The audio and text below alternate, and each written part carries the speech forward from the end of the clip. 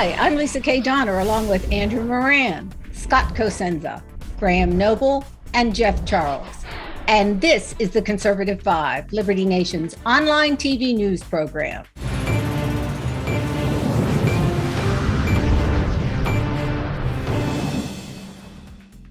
Two recent courtroom battles have sparked a conversation of where to draw the line regarding an armed citizenry. The Kyle Rittenhouse trial, where the defendant was found not guilty on all counts, was quickly followed by the multiple guilty verdicts for the three men accused in the murder of Ahmaud Arbery. Gun grabbers are having a field day using both cases as fodder for their supposition that too many people in America are running around with guns.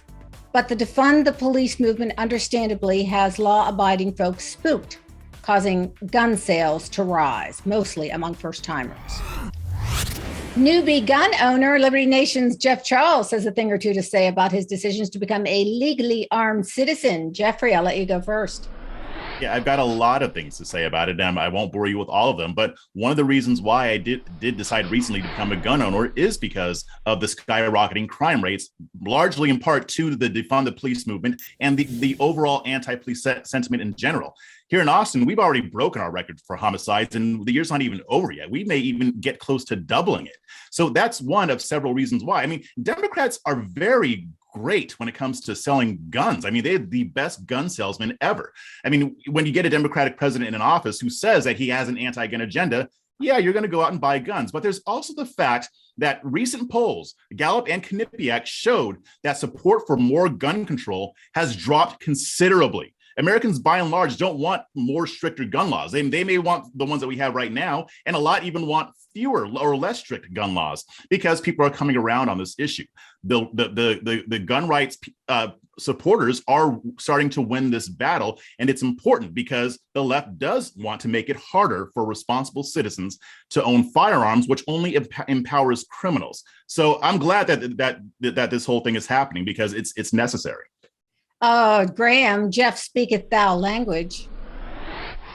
Yeah, absolutely. And, I've always made the point to people when we're having the gun rights debate that this is a case of absolutes. Nobody should be laboring under the illusion that the left wants anything less than the complete eradication of legally owned firearms from society.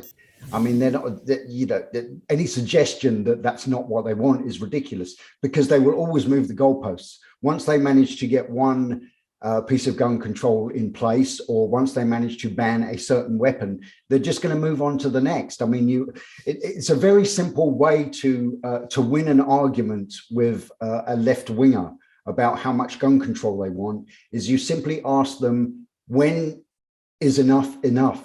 When do we have enough gun laws that make us all safe? And then you can just drop the issue. And of course, common sense. They'll never give you a straight answer to that question. Go ahead, Scott. I just said it's just common sense. That's when they stop. That's the answer. It's never ending. And Jeff, I think, needs to move from the one city in Texas that they let Californians govern. That's maybe part of his problem. Yeah. All right, we're barking up your tree too, Scott. You're a big Second Amendment guy. All this talk about, well, we have vigilantes running the country and this and that and the other.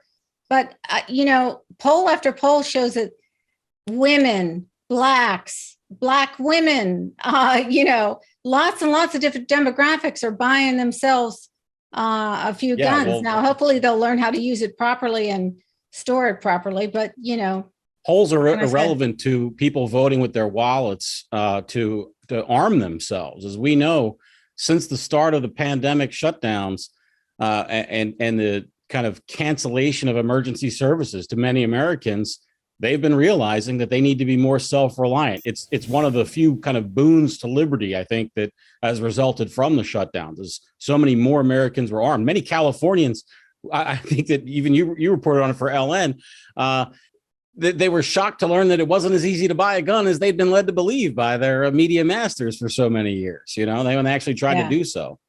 It's easier to buy a gun than a beer, Scott. Remember that. What I wonder is if more stores in a lot of these Democratic controlled cities like San Francisco, if they're going to be increasing their weapons too in their stores because of all the organized looting that's taking place in all of these cities, Chicago, San Francisco, Los Angeles, with strict gun laws. I was reporting on Liberty Nation how some of these culprits, they're able to steal as much as $20,000 worth of merchandise. You have all these people mobbing these stores. So I think that should be something to look after too. Another issue, to echo both Scott and Jeff's points, gun stocks skyrocket every time a Democrat wins the White House or takes control of Congress. Smith and Wesson, I think it was up 20% after Biden won. So I think that's another issue. And also to echo Lisa's point, yeah, the numbers are up for across the board for Black gun ownership. 58% is up for the last year. Among women, of the 8.5 million first-time gun owners in 2020, 40% of them are women. So it's across the board. People are fed up. People are not trusting the government anymore. They don't think they're going to be there to protect them. So they're taking matters in their own hands, which from a libertarian standpoint should have been the case in the beginning. Who trusts government? Yeah. Do you trust government? Yeah, I mean, and the data does show that women, and especially Black women and Black men too, have increased firearm ownership. I can tell you anecdotally, when I go to the range here, I mean, if I see a Black person there, which is pretty much every time, it's usually a Black woman. Like 80% of the time, it's a Black woman there shooting. So this whole narrative that the left has been trying to paint that, that's only white conservatives who like to shoot firearms, it's completely false. And I know that they're hurting from it. They don't like the fact that people are rejecting their arguments on this because, like Graham said, their goal is to make it so that only police officers and criminals have firearms. Well, gun culture is really prevalent in Canada, but since there's a maple syrup reserve shortage, a lot of them are stocking up and protecting their trees. I'm only kidding, of course. Oh, very good. Very good. Well, it's interesting. Last year, I went to a local gun store in Sarasota, Florida. It was the height of the, COVID and whatever. It was a mob scene. I mean, you couldn't get in. There was no parking spaces. Just to do some original reporting and find out. And I followed some people to their cars and I asked them, are you first-time buyers or not? They were all first-time buyers. Mm-hmm. And every last one said they were frightened because of, are you ready for it? Drum roll. COVID. COVID had them freaked out and they wanted to go get a gun. Now, I found that kind of surprising. Can anybody help me out there? What's the thinking? Got 22 seconds. It's the withdrawal and breakdown of civil society. That's what they're worried about when they're going to call 911 and nobody's going to come. And people are going to be fighting for food and medicine. That's what the base level concern is. And the realization that if that were to occur, they are helpless without the means to protect themselves. If I may add one thing, during the November elections last month, a lot of the defund the movement efforts lost. So I think a lot of Americans dodged a bullet when it came to a voting day for a lot of these large communities. Yeah, well, panel, this issue is not going to go away anytime soon. Unfortunately, the anti-gun folks have to contend with a little thing called the Second Amendment. But that hasn't stopped them from trying to pry guns out of the hands of citizens.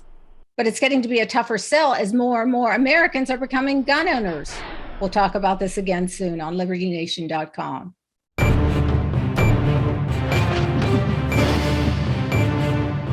That's it for our Conservative 5 panel today. Check out our other C5 shows and segments on your favorite video platform, YouTube, Vimeo, Rumble, we're on the wall. As well, Liberty Nation has its own Roku channel where you can see all of our TV productions. Thanks so much for tuning in. And remember, surf on over to libertynation.com. Sign up to our new member zone. We have a Christmas special running. Special thanks to our fantastic editor and post coordinator, Frank Diorio, and our executive producer, Sarah Cowgill. I'm Lisa K. Donner, editor-in-chief. Thanks for joining us today. This has been a production of libertynation.com, where truth is making a comeback.